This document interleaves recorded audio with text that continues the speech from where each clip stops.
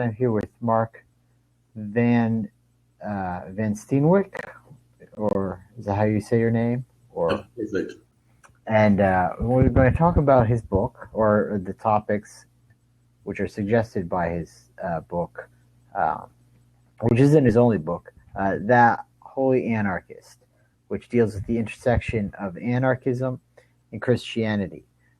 Two terms in the popular conversation which are not obviously juxtaposed.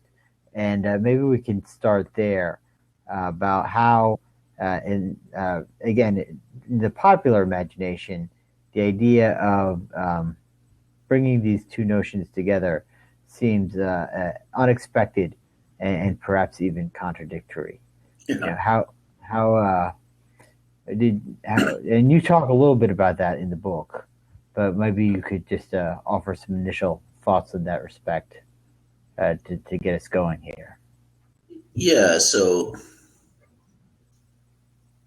I mean, there's all kinds of assumptions that people have when they think of the word anarchism, and also when they think of the word Christianity. And so, the the idea of an anarchist usually is this violent young man wearing all black, throwing Molotov cocktails, and is very angry, just wants to destroy everything. Right. And if you take that and compare that with the idea of what a Christian is, which is often a very proper, prudish, law-abiding, highly moral, obedient subject of government, like those two ideas don't come together much at all. But when you start picking at past the stereotypes and look at, historically, anarchism is about trying to find the most thorough approach to equality and respect for all life, sometimes all living beings, so that people can live in mutuality and mutual respect, and tries to sees that laws and governments oftentimes get in the way of that. And compare that with Christianity as this religion started by a religious, political subversive like Jesus, who confronted oppressive systems and broke down walls of division between people, like any kind of social construct that Jesus kind of encountered that kept people apart from one another, apart from themselves and God, Jesus would poke at. So when you kind of start looking at it that way, you start seeing that there's actually a lot of overlap, and there might be some fruitful conversation to have between this sort of some of the strands within the Christian tradition and then some of the takes that people have had about anarchism. So, yeah, on the latter point with respect to the status of Jesus, you could take a parable, like the parable of the Good Samaritan, for example. And a lot of times that parable is read, or in my experience anyway, in a rather domesticated fashion. And people are almost not to be blamed for that. They think, oh, it's just about, being nice, even to strangers. But it's actually, if you're fortunate enough to have a sense of the historical context, an incredibly subversive parable, because it's exploding a whole arrangement, a whole set of arrangements in terms of cultural hierarchies and, obligations and so forth, as at odds with a certain message which Jesus is highlighting as the real outcome of the Hebrew tradition. But that would be galling to someone in the first century. Yeah. The Samaritan is, almost a pariah-like person. There's a sense of antipathy between the Samaritans and the people to whom Jesus would be addressing, such that many would probably rather be left for dead than to actually receive the assistance of the Samaritan. So, that's just one example, right, of how the message of Jesus is one which sort of runs along a very countercultural current, to sort of, I think, collaborate what you were saying. Certainly, yeah. And where was I going? I had sort of lost my thread. I was so well.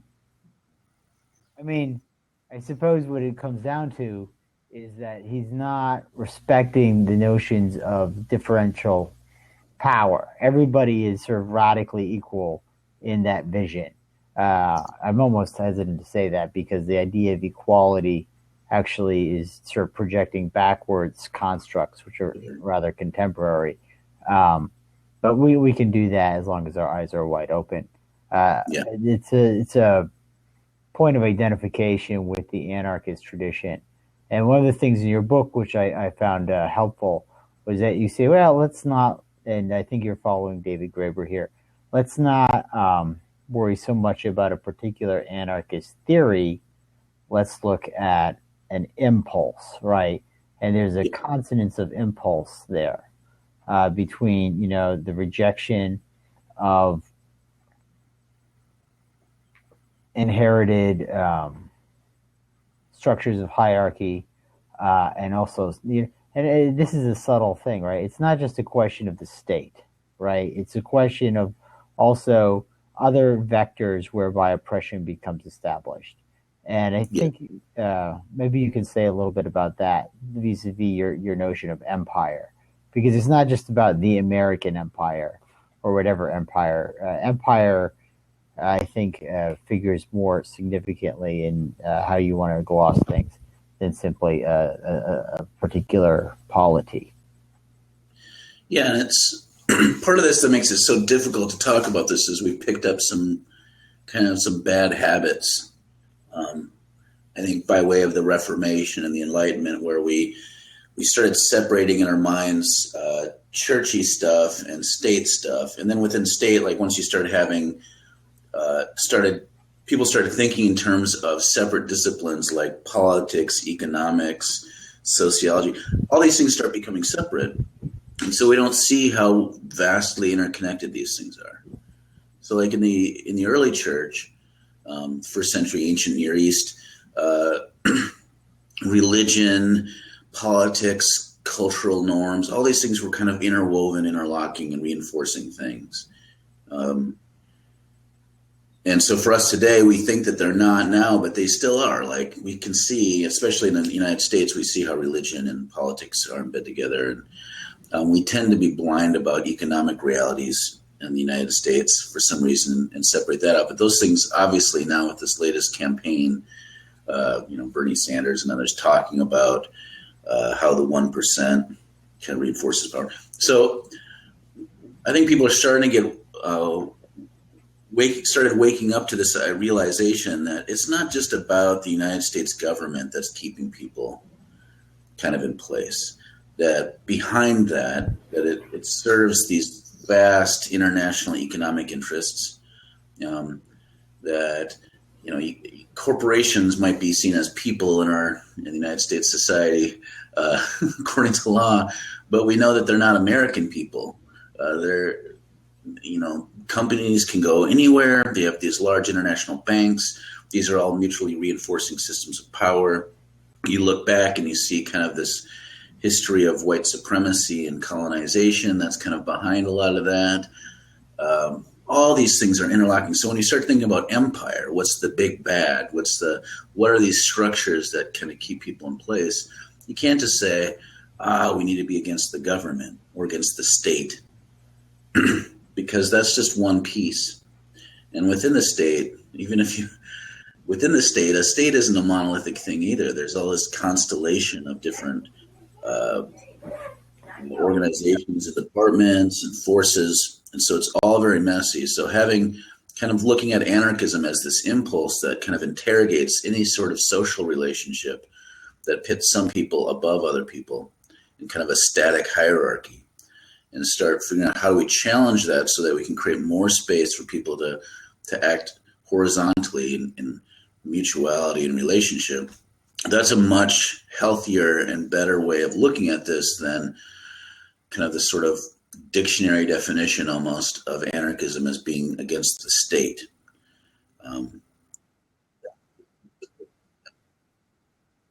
I could also ask you to talk about the relationship between anarchism and the market. I mean, a lot of times people think of anarchists as simply opposed to the state apparatus or the state, but anarchism, is especially as it's rooted in the 19th century, wants to suggest that the market too is also deeply problematic as being fundamentally coercive in an aspect, and it's this coercive quality of the market which seems to be antithetical to realizing space for greater sort of mutuality and horizontal interaction. I don't know if you would like to elaborate upon that point in any way. I mean, this is kind of you get into a lot once you start poking at capitalism. This is when you start seeing that there is a group of people out there that consider themselves anarcho-capitalists, which is just a more thorough version of American libertarian, which I don't think is very authentic. I don't think it's an authentic perspective.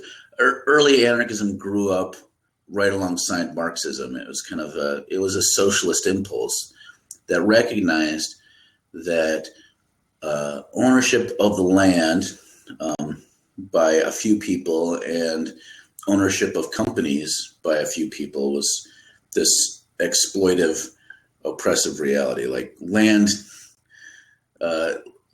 should be considered something that's generally held in common, and work should be something that's shared, so people all benefit from the proceeds of. That's a socialist idea, and so anarchists kind of were that socialist group that, to simplify, thought, well, we can get at this equal society without using the mechanism of the state to accomplish it. And the Marxists were like, no, we need to seize control of the government and force this from the top down. And so there was a split. So today, like when we think about it, there's all sorts of conversations about how do you think about economic realities from a really anarchist perspective. And to me, having this idea that having free markets be the answer is a very ahistorical way of looking at things, as though somehow the land magically showed up and everyone who owns something it wasn't stolen from somewhere else, and that companies are basically just, and that people can, if you want to, you can enter into a mutual agreement to work for only minimum wage, and just because it's your choice. It's this very individualistic, ahistorical way of looking at economic reality. I think most anarchists would look at this whole setup and say, no, for us to really get at equality, we have to start thinking about how do workers organize to actually share in collective ownership? How do we start returning land to a healthy relationship that includes the ecological impact, returning more land, not to state ownership, but having more lands that are held in the commons. In the context where I live in Minnesota, there's a lot more conversation about how to return land back to the indigenous people who had a more healthy way of relating with the land. So it's complicated, but I mean, economics is really how power works in our world. So to have this anti-state sort of impulse that we see with American libertarians that doesn't really address the economic roots.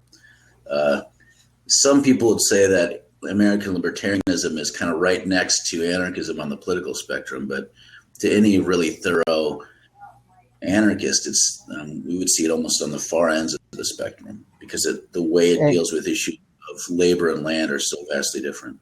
It really, I think, it's what it does is it takes the sort of myth of the market very seriously, and that to me that I agree with you. I think it's fundamentally incoherent. It doesn't appreciate how the market is corrosive. And to me, it's about human relationship, and if you're like interacting with a person, and if that interaction is controlled or influenced by fiscal imperatives, it seems very difficult to sort of be really open and to create, if you like,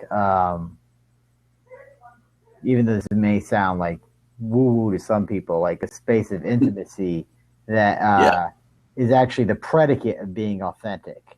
Yeah. To me, it's hard to be authentic if you're haggling with someone, or even if you're like doing that authentically, then you're basically declaring an antagonistic relationship from the beginning. You're like, well, we're going to figure out how we're going to screw each other to, you know,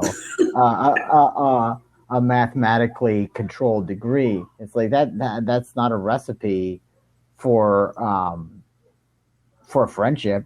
I mean, I think that the reason that friendship happens despite that circumstance is a testament to like a human impulse which can override these corrosive phenomena, Yeah. and the manner in which commodification can really just undercut us. But there's a romanticization which is at the root of American libertarianism, And then what they say is, well, the problem is the state. The state is polluting our ability to interact freely.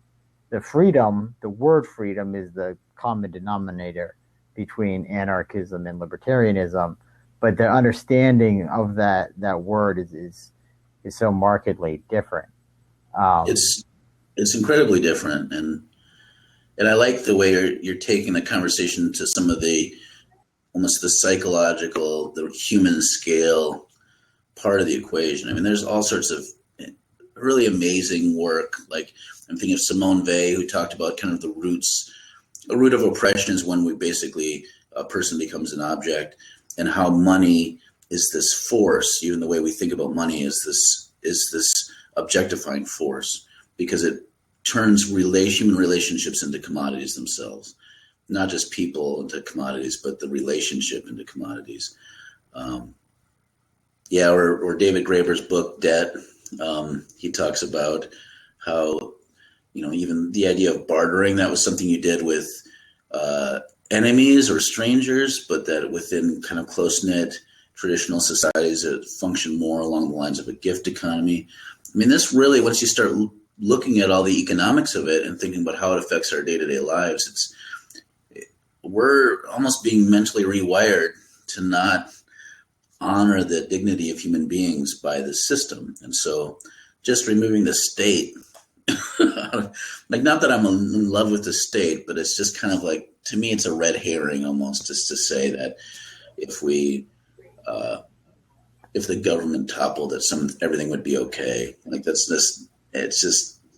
me, it's silly. The system is much more complex than that. And the strategies we have that we create so that we can have pockets of human thriving need to be more sophisticated than that. Yeah, and there's also, I wanted intellectual Bay one here. He has this comment. I think it was in response to what I was saying, but that is business, not friendship. And I think what you're getting at, and if you can correct me if I'm wrong, intellectual, is that, okay, well, that may be true, Tom. When you're in the marketplace, you're not, relating in like a human in a way which is consonant with friendship, but you're making a category error because we're in the marketplace. And so you're not supposed to act with other people like that, or this is business, or I'm just trying to pay my mortgage, or, well, what I'm actually claiming is that division, that demarcation, that that there's a segment of our lives that we can operate in a different way because it's the business segment than everywhere else in our lives. I'm saying that demarcation is not valid, that there should be an integrity, a wholeness to our relationship with other people that isn't marred by this artificial division between what's happening, because we're all people, right? We're all people. And so we shouldn't. So he is going to want to call in. Is that okay if we have him on for a minute, Mark?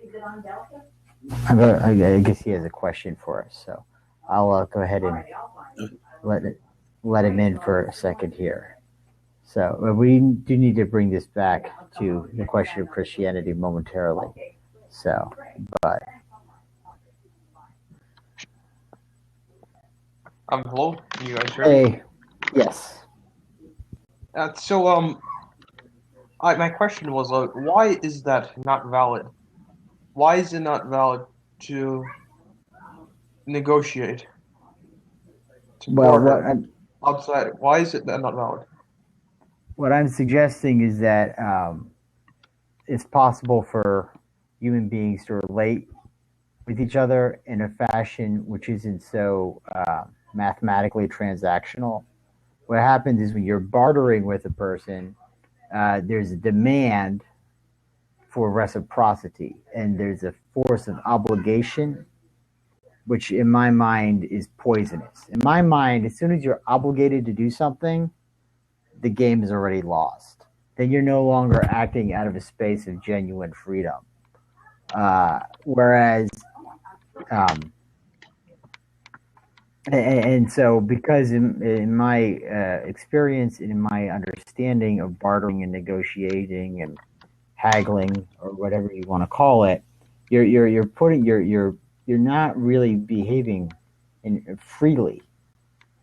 You're doing what you have to do because you feel compelled, subtly or grossly, to do so, and in virtue of that, I think a kind of resentment necessarily leaches into the interaction. All right, Mark, yeah. I don't know if you go on. Go ahead, Mark.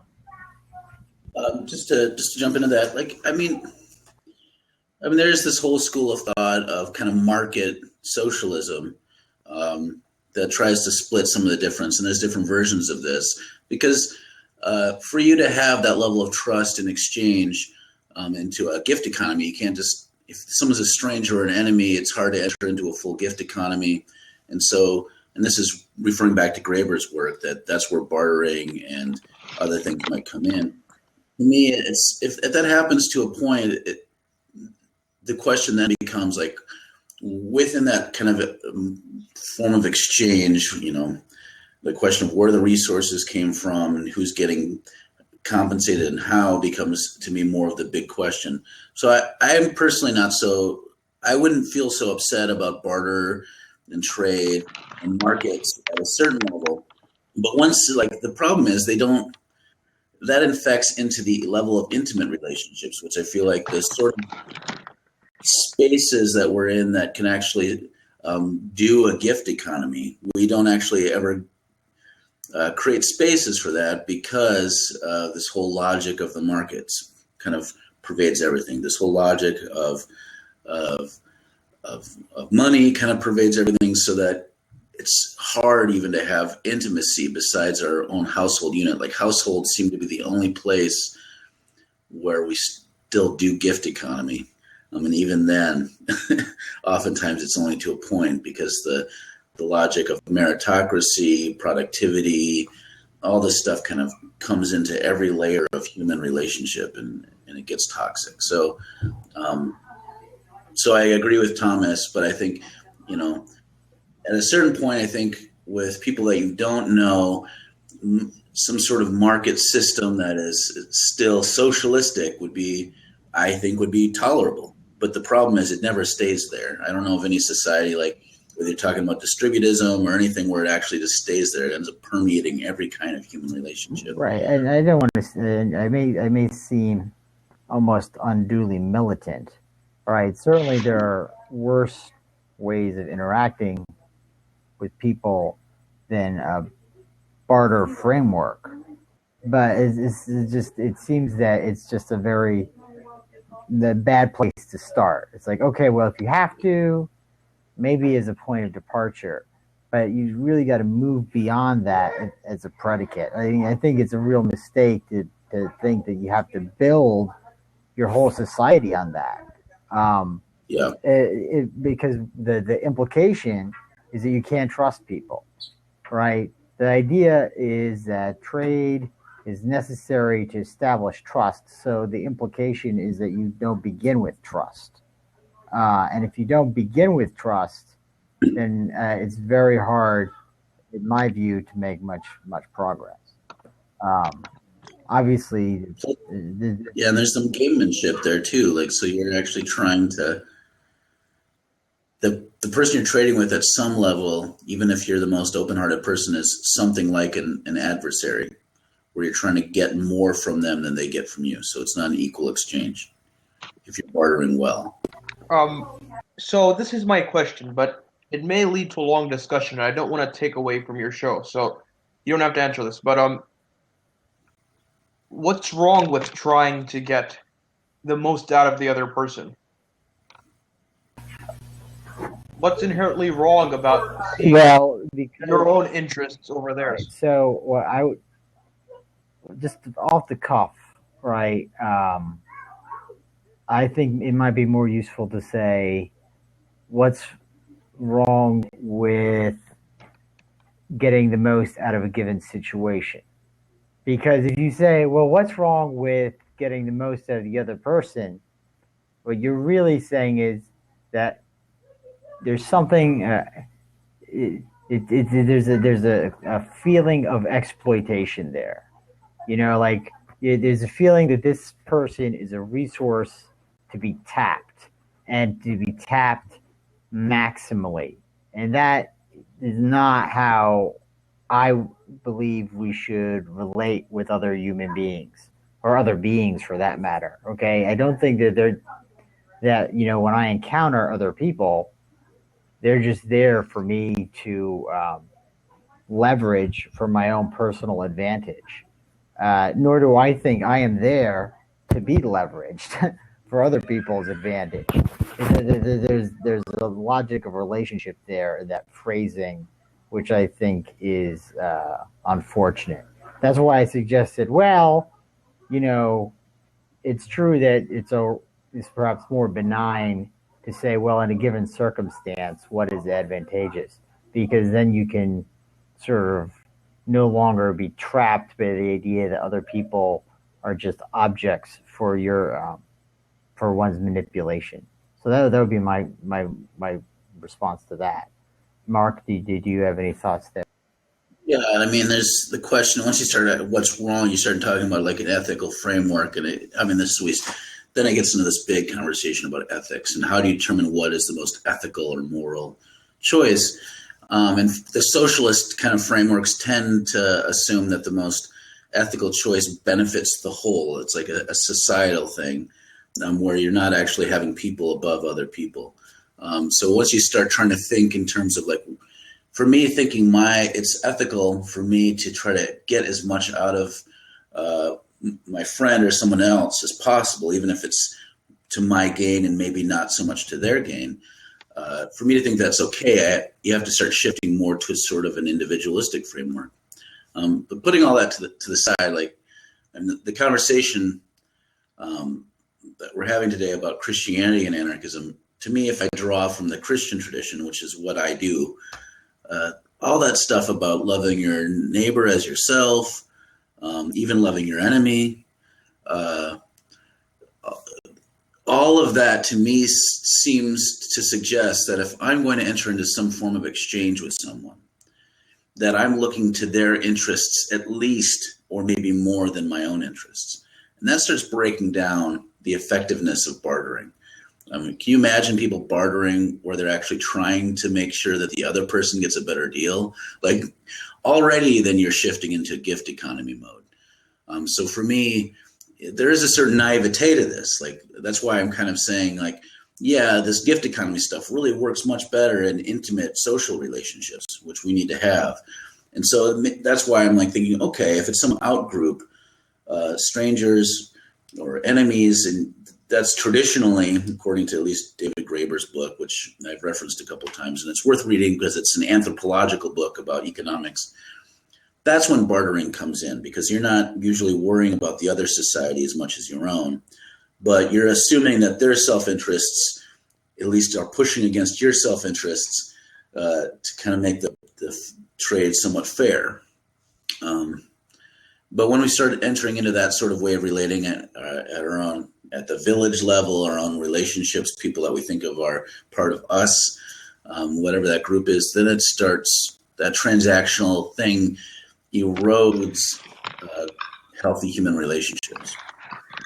That's my take. All right, thanks, guys. Thank you for your questions, both of which were excellent. So hopefully we responded at least meaningfully to them. So Yes, thanks. All right, you guys all be going now. thank you. So and actually, it's a useful sort of segue. So into the question that you really you may have alluded to it once or twice, but you don't really talk about this so much in the Holy Anarchist. But it seems that the notion of the gift economy figures somewhat crucially for you. Did you want to say maybe a few remarks about that? I do, but I just got a notice on my computer that my battery's almost dead and my cord is in the other room. Well, if you want to run and get it, I'm going to run and get it. Sorry to make it like this awkward pause, but no, I understand. You can stay on for everyone while I technology, a double-edged sword. So, we'll wait there for Mark while he's grabbing his power cord. And while he's doing that, I can also I tried to do this before, but it doesn't look like it's up there, or maybe it's just my screen. I'm going to try and put a link to his website up so that if you guys want to go, it's actually the website for his book.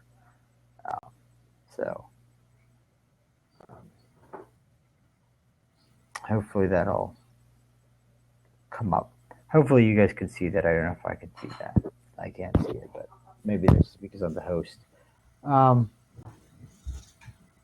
when he gets back, we'll go ahead and sort of shift, because so far we've been focusing mostly on the questions of anarchism and its relationship to economics and politics and superstructures, and we've granted a few allusions to Christianity.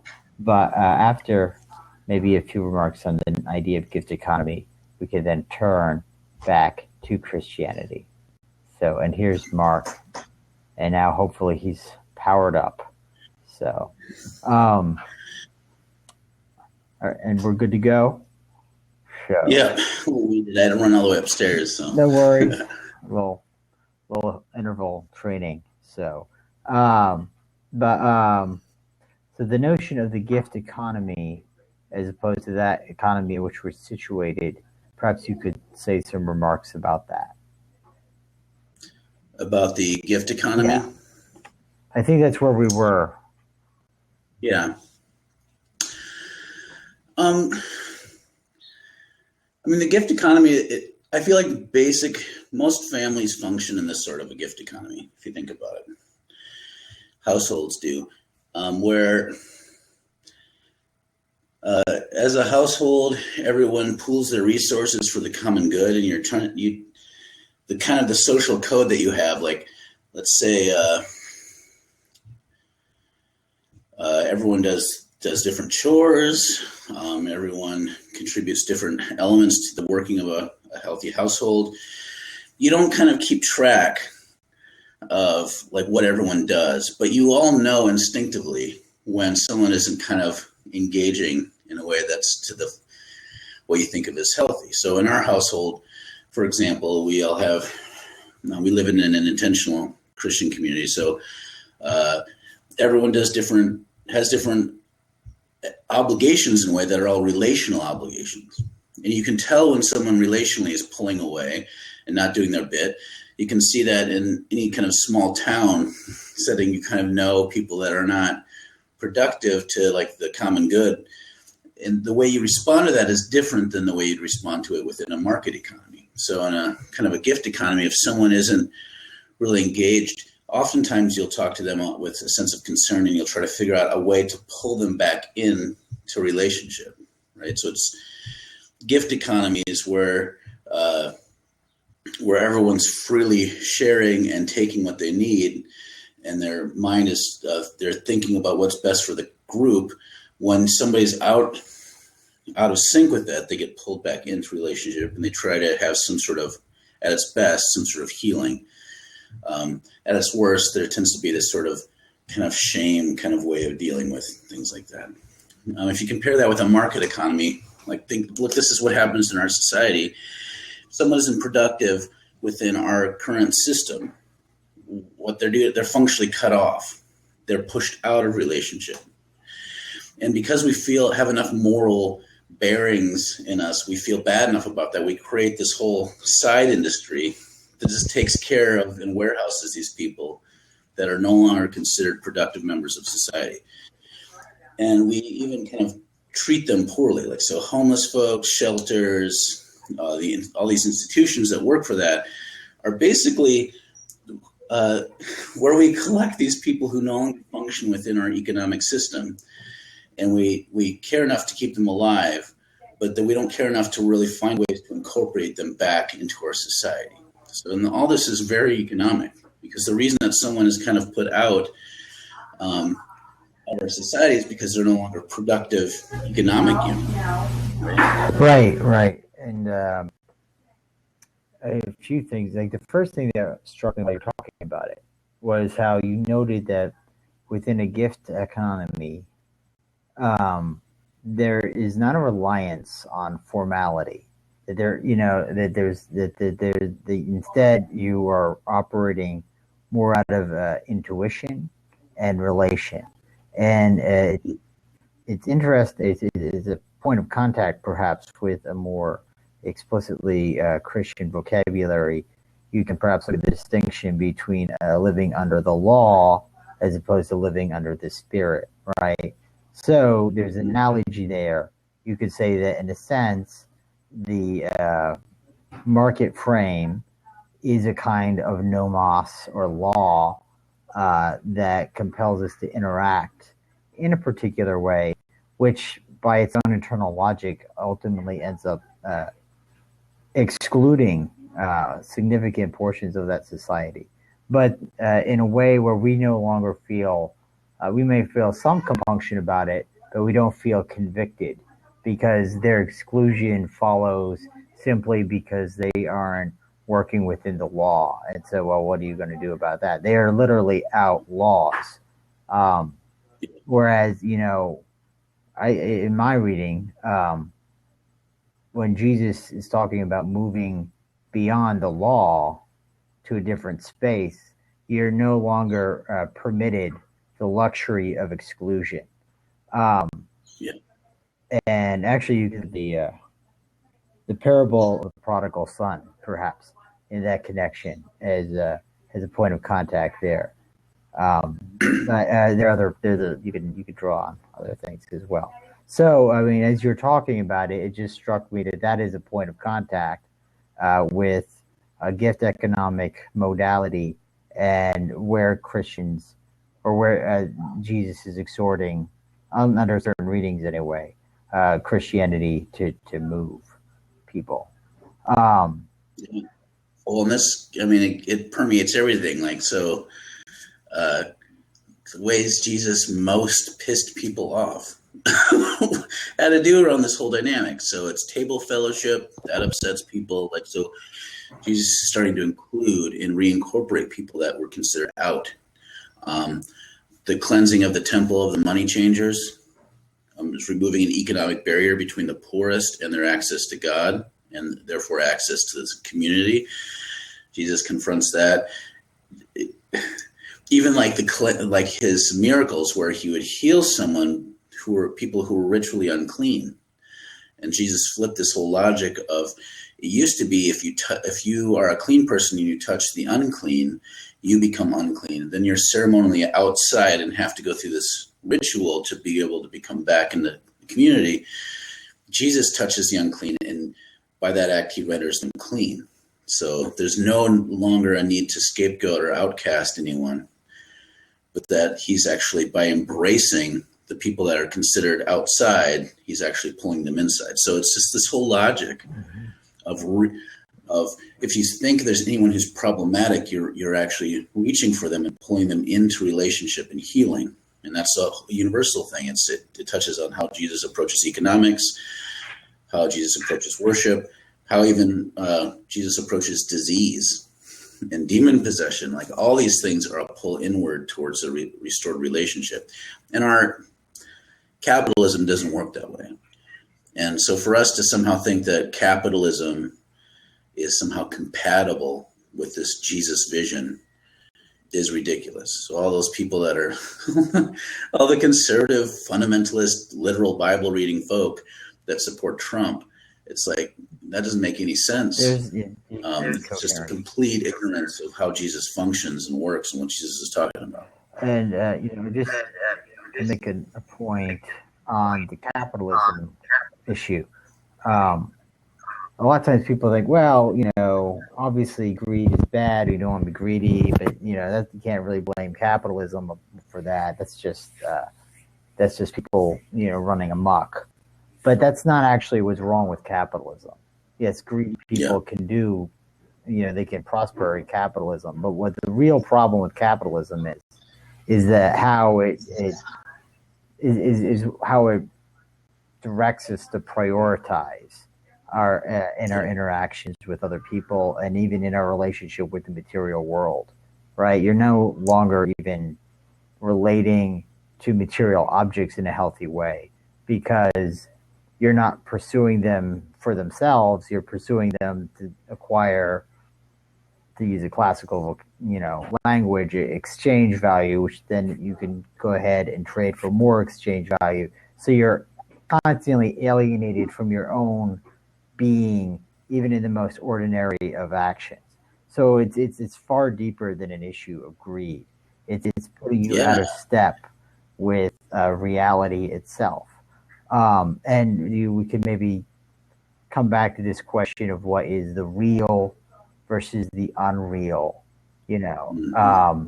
which is germane to, I think, perhaps the notion of, you use the word unkingdom, right? Yeah. I think the Greek word is basileou, and that's what we usually translate as kingdom, which is, it's an all right translation, right? And that's something in the background that might be worth talking about as a question of translation. But we can bracket that for the moment, because the more important issue is that of the real versus the unreal, and then how this perhaps relates to questions of empire. So why don't you go ahead and, if you could respond there. Well, I mean, it's interesting, and this, I'll try to keep this from, start talking about real and unreal. It's really easy to get a little esoteric, so I'll focus it in. But within like the Christian tradition, probably the school of thought that most directly hits this, I think, is the whole kind of personalism, especially European style personalism that was picked up by Dorothy Day and the Catholic worker movement. This idea that persons are the most real thing. We can quibble with that, but as a model, it's helpful as a way of looking at this. So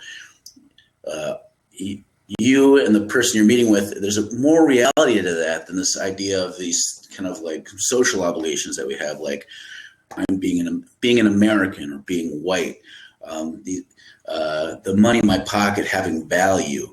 All those things are basically collective myths that we agree to tell each other. And somehow over time, that becomes more real to us than relationships.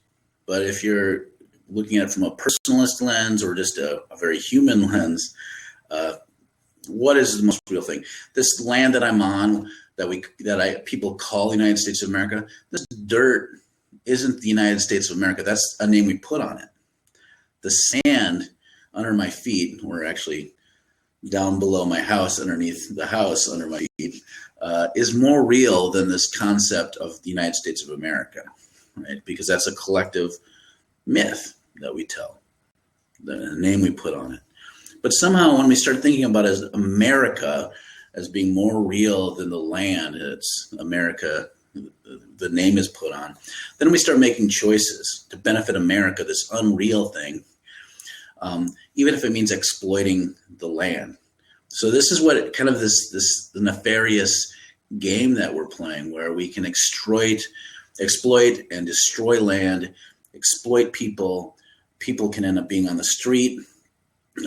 People can die in other lands, drone warfare, all this stuff to uphold these myths, to uphold the value that we place on commodities rather than honoring the real things themselves. It's kind of disgusting, and it actually affects our brain wiring. So just to quickly get at this is pretty deep stuff, but they've done studies. Lysana Harris and Susan Fisk out of Princeton and Duke did this study on the medial prefrontal cortex. That's the part of your brain that recognizes human persons. So if you look at a human face, it lights up. If you look at a ball with eyes on it, it doesn't light up. They show these people different faces of different kinds of humanity, and they found that with these students from Princeton, that when looking at stereotypically homeless-looking faces, the medial prefrontal cortex did not light up. Right. So in other words, they found that for a majority, if not all of these students, I can't remember the specific numbers, that homeless faces weren't seen as fundamentally human. This wasn't a choice they made. This was kind of brain wiring. And so the framework they developed to kind of explain this is that if you instinctively see someone as lacking warmth and competence, that you will see them as not human. That's how our society builds it up, right? If people are not contributing to the economy and to the society, the rules of meritocracy, the rules of the economy, we start thinking of them as outgroups to the point where we no longer even instinctively see them as human beings. This is what we're talking about. This is what's at stake. When our understanding of humanity is so skewed by our market exchanges that there's human beings that aren't even seen as human being anymore. We have a big problem. This isn't an abstract capitalism out there thing. It's affecting our way of seeing the world. It's an extraordinarily distressing study there. But you know what I would bet? I would bet that is a highly conditioned outcome. And I bet if you take that and apply it to children or to younger people who hadn't been or people from a different sort of cultural orientation, you would not have those same results, right? That's my assumption. Yes. But it is demonstrative that we're dealing with a very severe issue. When it seems like we're almost physiologically removed from other people. Oh, how distressing. It's nuts. But most people probably don't think that applies to them. But my assumption is that if this study has any truth, that even good-hearted people who think that they care about this stuff are more affected than they know. Right. And so that makes it even more important for us to create spaces where people can unlearn some of these conditioned responses. So, sort of bring it back because we should probably start wrapping it up here. We're coming up on an hour on the relationship between Christianity and anarchism. And the exhortation toward the personal and the real, I think, is the real denominator between these. And in your book, though, that there's tension. There's tension, nevertheless, because there's still a notion of self-abnegation within the Christian frame, that you are emptying yourself before some kind of transcendent. And there are some, and then you cite Murray Bookchin, I believe, who says that as soon as you countenance any kind of submission like that, then you've already sort of missed the boat. Which, that's a definite tension. But I thought it was there was a kind of irony there, I thought, because there was an analogy, I think, between the idea of the Unkingdom as a radical different political space and a distinction that Bookchin himself makes between what he calls an authentic politic and what he calls mere statecraft. He says, well, what most Yeah. people think of as statecraft is just power brokering, and it's already, apart from. But I think that when he talks about creating a new and genuine political space, he's actually talking about something which is isomorphic with maybe this idea of the unkingdom. That's a strong and controversial assertion on my part. And I'm sorry, it's something of a digression, right? The real question has to do with this issue of how within a radical Christian framework there is retained this notion that you have to submit yourself in some way, and how this could be seen as problematically feeding into to cooperation with a hierarchy. So maybe you could say a little bit about that tension as we approach the end here. Yeah, and it's a real tension. And I feel like the way I respond to this is probably one of the more, within Christian anarchist sorts of circles, it's where I get the most pushback because of how I see this. But I'm one resource to point people toward who want to read more about this. And it's not in print, but you can find it used sometimes, specifically on websites that sell books like Amazon and stuff. There's a book by Dorothy Sola. That's spelled Soelle. She was a German feminist liberationist theologian. She wrote a book called Beyond Mere Obedience. And in that book, she points out that obedience by itself has kind of taken on the status of being a virtue in Western civilization. That if you're obedient, that's a good thing, which is, she thinks, is dumb. The object of who you're being obedient to matters. And if you take this framework of obedience as the primary relationship we have with God, then it's problematic because you're not engaging with God the way that at least Jesus suggests we should be engaging with God. It's not mere obedience. So that's, her book is called Beyond Mere Obedience. It looks at how this relationship we have with God can be one of fundamental fulfillment. And so in some ways, experience tells me this. The narrative with Jesus tells me this, that our relationship with God, even though you can use the term of obedience, that we're obeying God, there's much more mutuality than that, especially if we think Jesus is the one who shows us who God is, that there's almost this form of mutual submission. God comes and serves, and we serve God. It's not just us being obedient minions. There's a mutual service. There's a mutual respect and love. And so God steps in and enters into a mutual, almost a gift economy with us. It's not coercively top down. Jesus even kind of pushes away this idea that somehow God condemns and judges from above.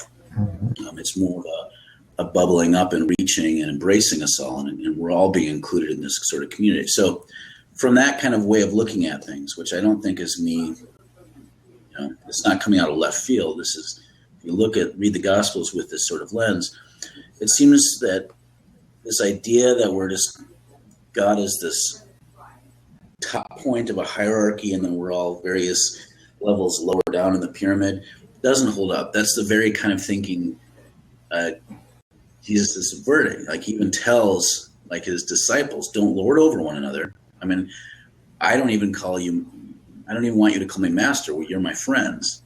That kind of mentality is I think the way in which God approaches us. And so there's really an entering into a mutual fulfilling relationship with God. Yeah. I was also thinking as you're talking about how you could use certain,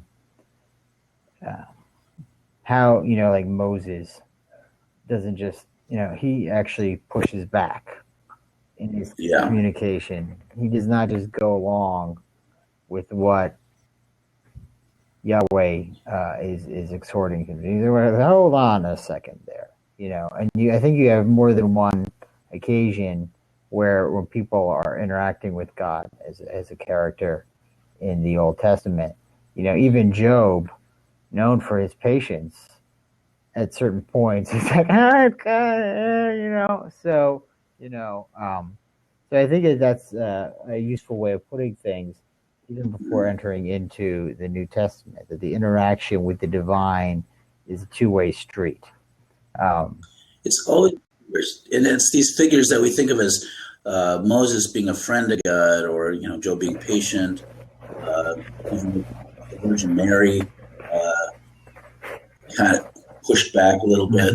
These people that were lifted up as being the exemplars are the ones that pushed most strongly against. So it's not just that God wants just pure obedience.